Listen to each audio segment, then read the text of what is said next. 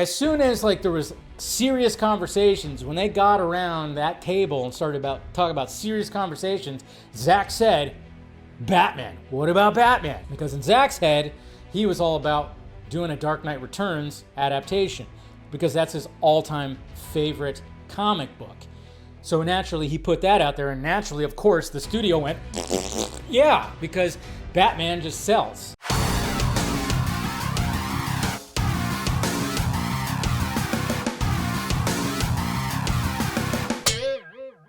Batman v Superman. Batman versus Superman. I never really said V, but sometimes I'll say V. I saw this right here, and it kind of took off, so I kind of want to like talk about it a little bit again here, because you got Amir Khan right here, and I would say follow this Twitter account because a lot of like movie history, a lot of things like maybe you didn't know about a certain movie that this account posts, and it's pretty cool because sometimes, you know, I wasn't following and I would see it I would see the account on my For You page, and there'd be some interesting facts about maybe a movie I didn't know about. But he tweeted out over the weekend about about Batman versus Superman, and this is what he actually had to say right here, and it was kind of interesting. It was very interesting what he was tweeting right here because it's not all accurate, but somewhat accurate. And then of course, you know, you're gonna have people that think they know about certain things and whatever the hell. Batman vs. Superman wasn't the original plan. Zack Snyder first wanted Man of Steel 2 with Brainiac as the villain. Batman would have only appeared in a post-credits tease. That is inaccurate. The last part, the post-credit tease part. But WB rushed the shared universe, so Snyder had to change it. So when it comes to that, partially true, like I said, the post-credit thing, no, that was actually not going to be a thing. There was never going to be, oh yeah, we're going to have Man of Steel 2 and then tease and then have Batman. I mean, that's not what Zack wanted. He wasn't about post-credit scenes. We know this. We know Zack wasn't about post-credit scenes.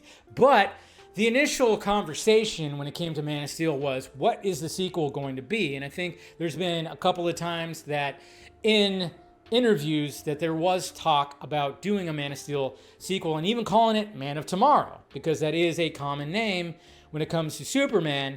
And of course there was like that side of the fandom who were like, Jesus, James Gunn stole it, even though that fucking title has been around forever. No, it's just that would have been a proper title to Man of Steel, Man of Tomorrow. Yeah, there was talks about that. Even Zack has talked about Brainiac. But as soon as like there was serious conversations, when they got around that table and started talking about serious conversations, Zack said, Batman. What about Batman? Because in Zack's head, he was all about doing a Dark Knight Returns adaptation because that's his all-time favorite comic book. So naturally, he put that out there, and naturally, of course, the studio went, yeah, because Batman just sells. Sorry I had to make that noise and that face, but that's exactly what those execs did.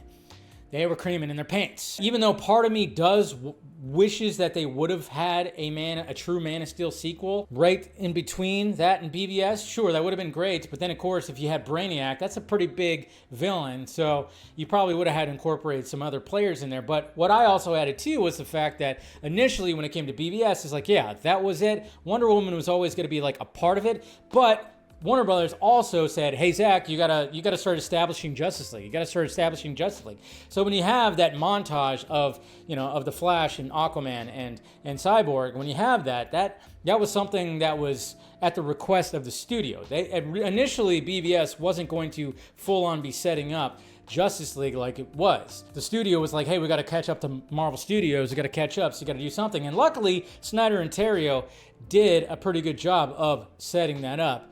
Big time. But initially that was not supposed to be the case. But they did a good job, came up with a good story where that could work with Flash coming back into the Batcave and setting events up that were going to happen in the later films. Cool. And then of course, the screen and showing, things right there. Yeah, maybe some people are like, whatever, but I actually like those scenes. I like seeing all that stuff because it was just kind of cool of Bruce Wayne finding that out. But yeah. Pretty interesting, but yeah, the whole thing about Batman was going to be teasing a post-credit scene, I'm like, post-credit scene and Zack Snyder don't really mix. Let's just get that in.